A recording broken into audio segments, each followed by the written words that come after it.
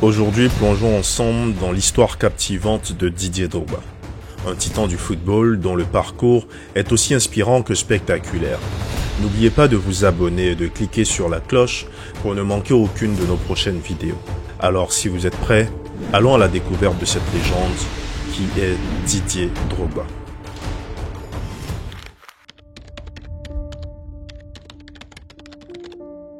Né le 11 mars 1978 à Abidjan, Didier Drogba n'était pas seulement un enfant rêvant de devenir footballeur. Il était destiné à devenir une légende.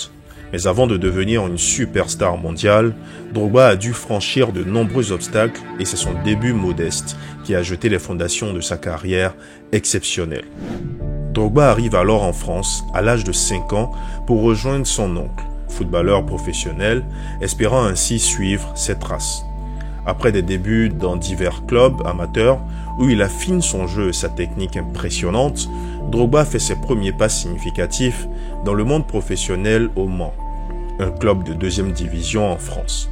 C'est là que ses qualités commencent réellement à émerger, mais c'est également là que Didier Drogba fait face à des défis importants, notamment des blessures qui ralentissent énormément sa progression. Au Mans, Drogba montre des éclairs de son futur potentiel. Malgré les défis, il impressionne avec sa capacité à tenir le ballon, sa puissance et son sens du but.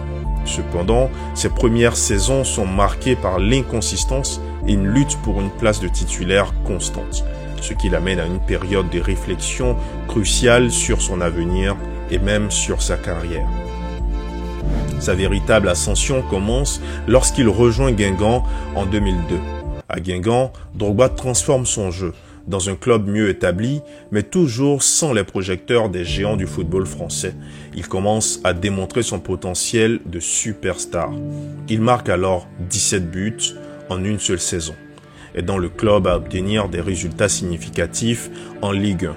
Sa performance explosive attire l'attention de clubs encore plus grands.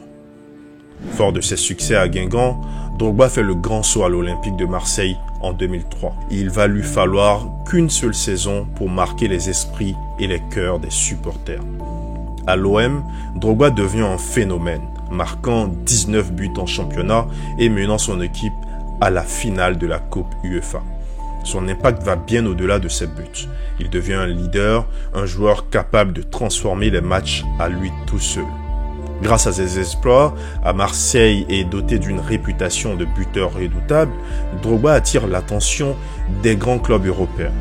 C'est alors que Chelsea, sous la direction du charismatique José Mourinho, l'appelle en Angleterre, marquant le début d'une nouvelle ère non seulement pour Drogba, mais aussi pour le club londonien.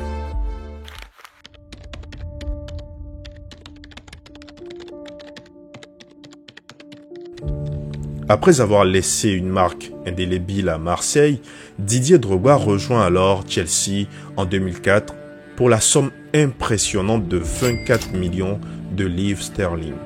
Une transaction qui témoigne de sa montée en puissance dans le monde du football. L'arrivée de Drogba à Chelsea coïncide avec l'avènement de José Mourinho en tant qu'entraîneur et ensemble, ils sont prêts à révolutionner le club londonien. La première saison de Drogba sous le maillot de Chelsea est une période d'adaptation. Le style de jeu physique et rapide de la Première Ligue est un nouveau défi pour lui, mais il montre rapidement qu'il est plus que capable de le relever. Drogba marque alors 10 buts en championnat cette saison-là, aidant Chelsea à remporter son premier titre de Première Ligue depuis 50 ans. Malgré des critiques sur son style de jeu, parfois jugé trop physique et ses plongeons controversés, il devient un élément crucial de l'attaque de Chelsea. La deuxième saison de Drogba à Chelsea est celle de la confirmation. Il affine sa compréhension avec ses coéquipiers, notamment avec Frank Lampard et Arjen Robben. Et sa contribution va au-delà des buts. Sa capacité à retenir le ballon et à créer des espaces pour ses coéquipiers devient vitale pour le style de jeu de Mourinho. Chelsea remporte à nouveau la Première Ligue et Drogba finit la saison avec 7 buts, toutes compétitions confondues. La saison 2006-2007 est sans doute l'une des meilleures de Didier Drogba dans toute sa carrière. Il explose avec 33 buts, toutes compétitions confondues et devient alors le meilleur buteur de la Première Ligue avec 20 réalisations. Son incroyable habileté à marquer des buts cruciaux se manifeste tout au long de la saison. Chelsea remporte la FA Cup et la League Cup, grâce en grande partie aux performances exceptionnelles de Drogba, qui marque le seul but de la finale de la FA Cup contre Manchester United, affirmant ainsi son statut de joueur décisif. Au-delà de ses buts, Drogba devient un leader dans le vestiaire. Son influence sur le terrain est complétée par son rôle en dehors du terrain, où il est une figure de mentor pour les jeunes joueurs et un moteur de l'esprit d'équipe. Son engagement et sa passion pour le jeu inspirent ses coéquipiers et enflamment les fans. Alors que Drogba continue de dominer sur le terrain, des défis inattendus et des moments de controverse ne manquent pas. Les saisons suivantes testent la résilience de ce dernier et sa capacité à surmonter les obstacles, à la fois sur le plan personnel et sur le plan professionnel.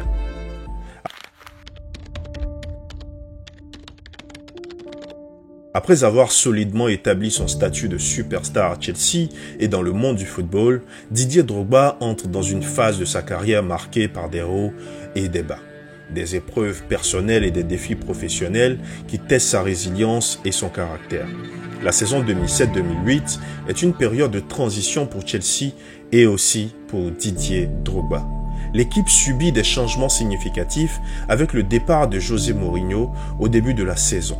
Un événement qui affecte profondément Drogba, qui avait une relation très étroite avec le Portugais.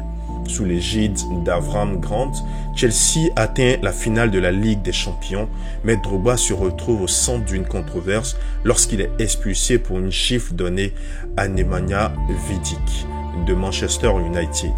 Cette expulsion prive Chelsea de l'un de ses meilleurs joueurs lors de la séance de tir au but, que Chelsea perd finalement, ajoutant une touche amère à une saison déjà difficile pour l'Ivoirien. Drogba commence la saison 2008-2009 en proie à des blessures et à des doutes sur son avenir à Chelsea. Sa forme et sa place dans l'équipe sont remises en question, d'autant plus que Chelsea accueille de nouveaux talents offensifs.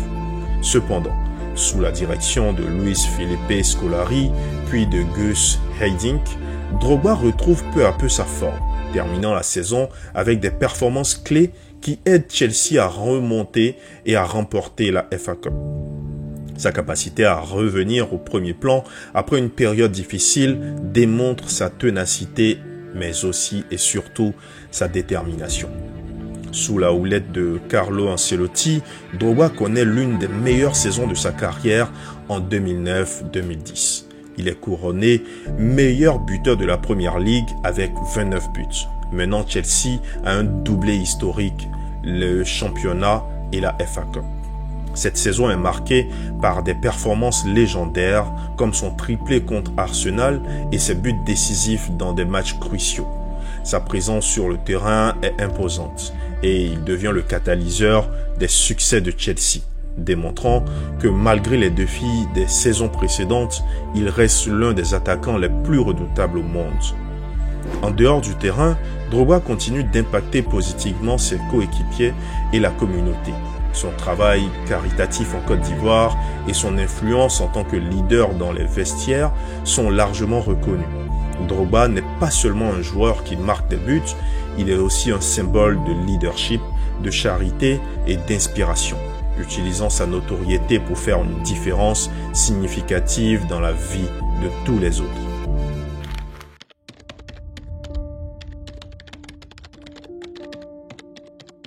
Après une saison 2009-2010 triomphale, Didier Drogba entre dans une période de sa carrière où chaque match, chaque saison pourrait bien être la dernière au sommet.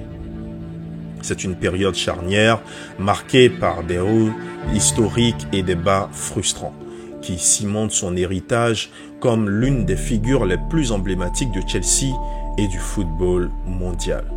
La saison 2010-2011 est pour Drogba et Chelsea une tentative de réitérer le succès de l'année précédente.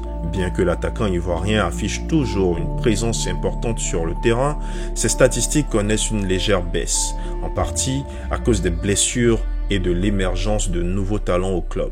Chelsea finit la saison sans remporter de titre majeur, une déception pour une équipe habituée à dominer.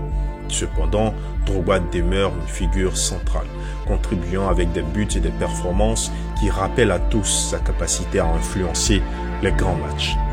C'est la saison 2011-2012 qui devient le point culminant de sa carrière européenne et de Drogba. L'arrivée d'André Villas-Boas, puis le remplacement par Roberto Di Matteo en tant qu'entraîneur, marque un tournant pour Chelsea et pour Drogba. Malgré une forme inconstante en championnat, Chelsea, sous la conduite inspirée de Di Matteo, réalise un parcours inoubliable en Ligue des Champions. Drogba est au cœur de ce périple, marquant le but décisif contre le FC Barcelone en demi-finale, puis le but égalisateur en finale contre le Bayern de Munich. Mais c'est lors de la séance de tir au but qu'il inscrit le penalty victorieux, offrant à Chelsea son tout premier titre de Ligue des Champions. Cette nuit à Munich reste l'un des moments les plus emblématiques de sa carrière, un sommet de drame et d'héroïsme qui définit l'essence même de son impact sur le football. Alors que la saison 2012-2013 s'annonce, Didier Drogba choisit de quitter Chelsea sur un sommet. Son contrat arrive à son terme et plutôt que de signer une prolongation, il opte pour un nouveau défi en Chine cette fois-ci avec le Shanghai Shenhua. Cette décision marque la fin d'une ère à Chelsea où il laisse derrière lui un héritage de buts, de victoires et d'un statut de légende. Son départ est vu à la fois comme la fin d'un chapitre glorieux pour Chelsea et comme le début d'une nouvelle phase pour Drogba, explorant des horizons lointains tout en continuant à influencer le football mondial.